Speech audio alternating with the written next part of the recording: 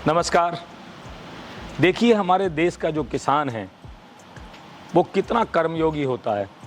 अगर हमें योग की परिभाषा सीखनी है, योगः कर्मसु कौशलम, वो किसान के घर में जाके सीखो। कैसे व्यक्ति घर परिवार से पूरा, छोटा बच्चा भी है वो भी किसान है, उसकी माँ है वो भी किसान है, पिता है वो भी किसान है, पत्नी है वो किसान है, सब किसान मिलकर के पूरा काम करते हैं, तब किसानी में से पैसा पैदा होता है।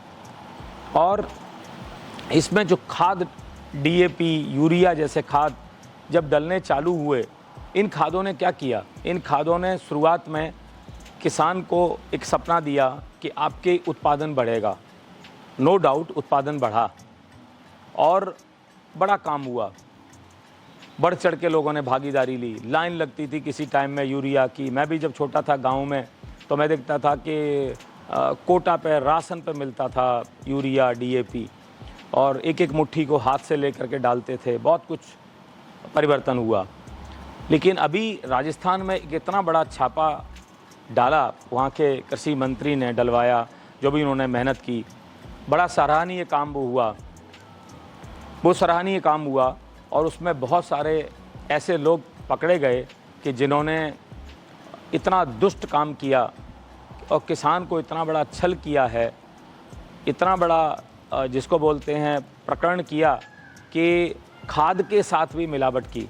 अब मुझे बताओ कि धरती माता कोई डुप्लीकेट खाद जाएगा, किसान को ये जहर जाए, और वो कैसे उस बेचारे की धरती के साथ क्या होगा? धरती माता क्या देगी पैदा करके?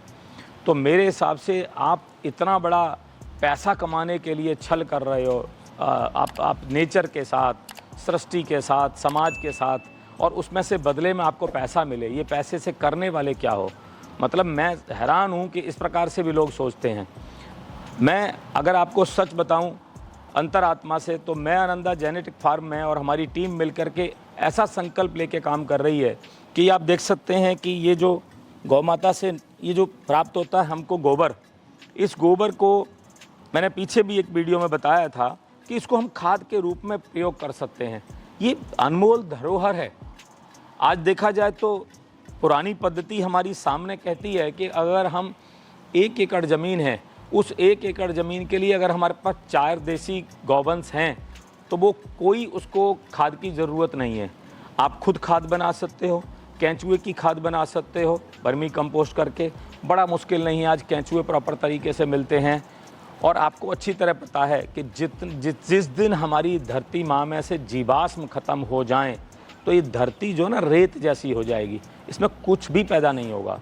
आज कुछ पैदावार हो रहा है, वो धरती के साथ में जीवाश्म दोनों मिलकर के जो काम करते हैं वो है प्राण ऊर्जा। जीवाश्म है, जीवाश्म को मरने नहीं देना है। और जितने लोग गंदी नीयत करके जो पैसा कमाने पर काम कर रहे हैं, मैं तो ऐसे लोगों को मैसेज देना चाहता हूं कि इन लोगों को आंखें खोलनी चाहिए। ये पैसा किसी काम नहीं आएगा, ये पैसा सब यहीं रखा रहेगा। हमारे किसान गरीब है, इसको हमको शोषण नहीं होने देना चाहिए, इस किसान को हमको मदद करनी चाहिए। आनंदा जेनेटिक फार्म में हम संकल्प लेके काम करते हैं कि हम किस प्रकार से हम किसान को मदद कर सकें, जितनी नॉलेज से हम भरपूर कर सकें। किसी किसान भाई को इस पर और भी कोई जानकारी चाहिए, वो चैनल पर जाकर के बात कर सकता है। पूरी हमारी टीम इसमें नॉलेजेबल टीम है, वो मदद करेगी। सब क्वालिफाइड हमारे पास लोग हैं, वो मदद करेंगे, निःशुल्क मदद करेंगे। कोई इसमें ऐसा नहीं है कि हमारी कोई टीम आपसे बोले कोई चार्ज करेगी, नो। दूसरा, जेनेटिक पर तो हमने कई बार बोला ये हम काम कर रहे हैं, और ये हम इस पर भी हम एक अभियान के रूप में काम कर रहे हैं। हम किसान भाइयों को मदद कर सकें कि कैसे हम घर में खुद से खाद बनाएं और बाज़ार के हम केमिकल वाले खाद से बचें, क्योंकि ये वाकई ही आत्मनिर्भर होगा। जितना हमारा किसान, उतना हमारा देश ज़्यादा तरक्की करेगा। अगर हमारा देश को अगर विकसित भारत बनाना है तो हमारे किसान को पहले विकसित करना होगा। मेरा ऐसा मानना है। मेरा भी संकल्प यही है कि हम अपने किसान को विकसित करें, तन मन धन तीनों से उसको विकसित करें। बहुत बहुत धन्यवाद। आनंदा आनंद करो। आनंदा आनंद करो।